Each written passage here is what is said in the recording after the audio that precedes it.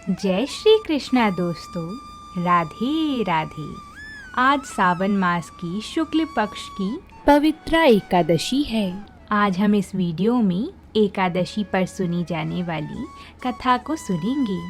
तो बोलिए भगवान श्री हरि की जय हो। महाराज युधिष्ठिर ने कहा, हे प्रभु, ये कल्याणकारी और महापुण्यदायिनी कथाएं सुनकर मेरे आनंद की सीमा नहीं है और मेरी जिज्ञासा बढ़ती ही जा रही है। हे कमल नयन, अब आप मुझे श्रावण मास के शुक्ल पक्ष की एकादशी की कथा सुनाने की कृपा करें। इस एकादशी का क्या नाम है तथा इसके व्रत का क्या विधान है? इसमें किस देवता का पूजन किया जाता है और इसका व्रत करने से किस फल की प्राप्ति होती है? भगवान श्री कृष्ण ने कहा, हे धर्मराज युधिष्ठिर, श्रावण मास के शुक्ल पक्ष की एकादशी की कथा के श्रवण मात्र से ही अनंत यज्ञ का फल प्राप्त होता है। द्वापर युग के आरंभ में ही महिष्मती नाम की एक नगरी थी। उस नगरी में महाजित नाम का एक राजा राज्य करता था। वह पुत्रहीन था, इसलिए वह सदा दुखी रहता था। उसे वह राज्य, सुख और वैभव सभी कुछ बड़ा ही कष्टदायक प्रतीत होता था, क्योंकि पुत्र के बिना मनुष्य को इस लोक में और परलोक दोनों में ही सुख नहीं मिलता है। राजा ने पुत्र प्राप्ति के बहुत उपाय किए, किंतु उसका हर उपाय निष्फल रहा। जैसे जैसे राजा महाजित वृद्धावस्था की ओर बढ़ता जा रहा था, वैसे वैसे ही उसकी चिंता भी बढ़ती जा रही थी। एक दिन राजा ने अपनी सभा को संबोधित करके कहा, हे प्रजाजनों, ना तो मैंने अपने जीवन में कोई पाप किया है और ना ही अन्यायपूर्वक प्रजा से धन एकत्रित किया है, ना ही कभी प्रजा को कष्ट दिया है और ना कभी देवता और ब्राह्मणों का निरादर ही किया है। मैंने प्रजा का सदैव अपने पुत्र की तरह पालन किया है, कभी किसी से ईर्ष्या भाव नहीं किया, सभी को एक समान समझा है। मेरे राज्य में कानून भी ऐसे नहीं हैं जो प्रजा में अनावश्यक डर उत्पन्न करे। इस प्रकार धर्मयुक्त राज्य करने पर भी मैं इस समय अत्यंत कष्ट पा रहा हूँ। इसका क्या कारण है?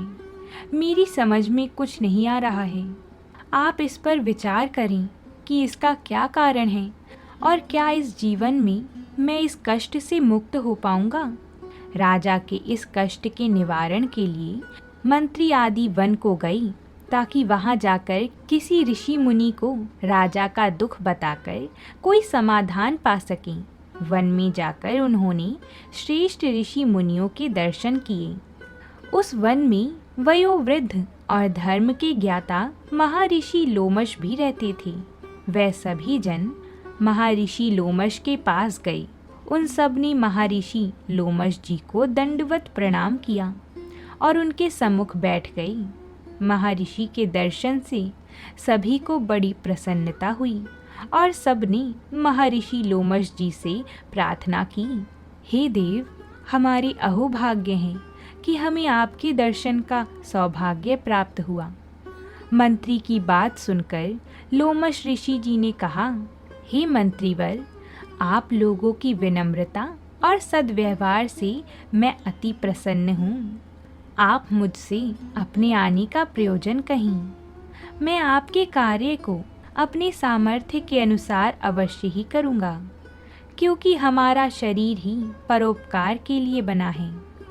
महर्षि लोमश जी के ऐसे मृदु वचन सुनकर मंत्री ने कहा, हे ऋषिवर, आप हमारी सभी बातों को जानने में जगतपति ब्रह्मा जी से भी ज्यादा समर्थ हैं। अंततः आप हमारे संदेह को दूर कीजिए। महिष्मती नामक नगरी के हमारे महाराज महिजित बड़ी ही धर्मात्मा और प्रजावत्सल हैं।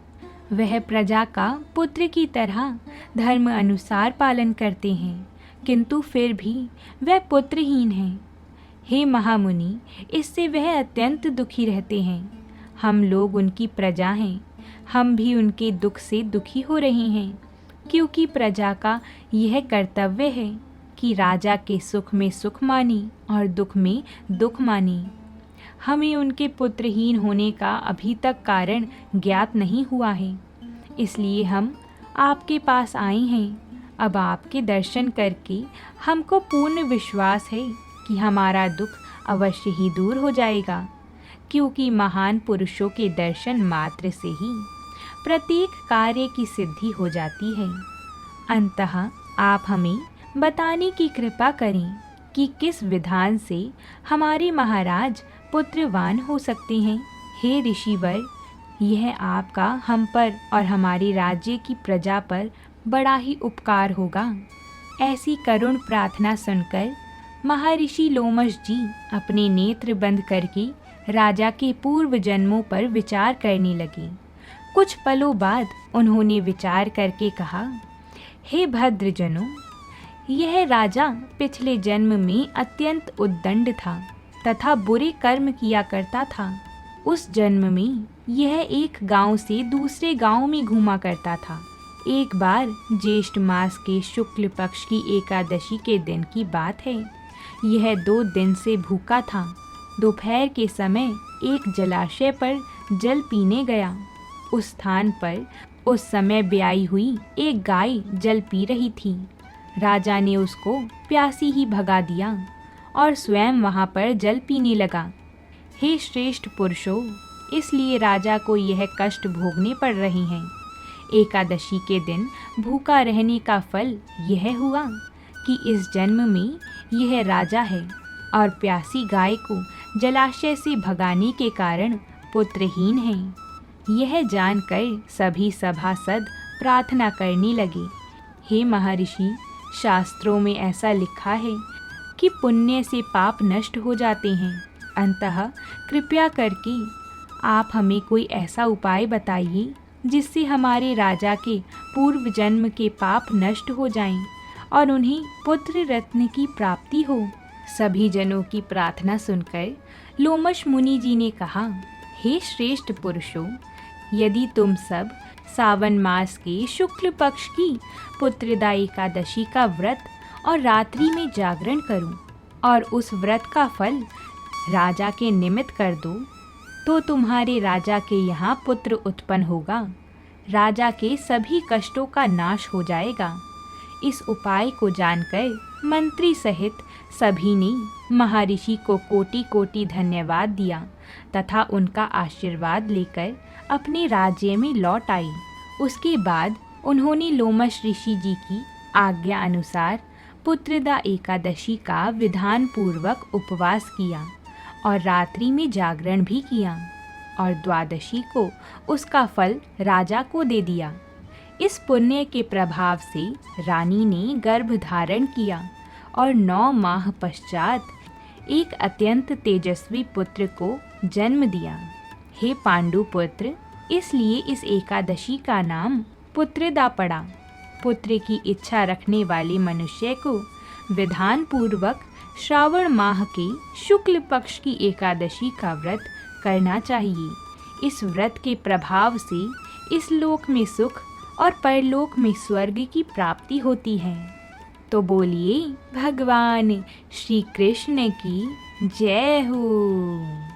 अगर आप हमारे चैनल पर नए आए हैं तो वीडियो को लाइक ज़रूर करें, साथ ही चैनल को भी सब्सक्राइब कर लें। अब हम आपसे मिलेंगे कल, तब तक के लिए प्रेम से बोलिए हरे कृष्णा।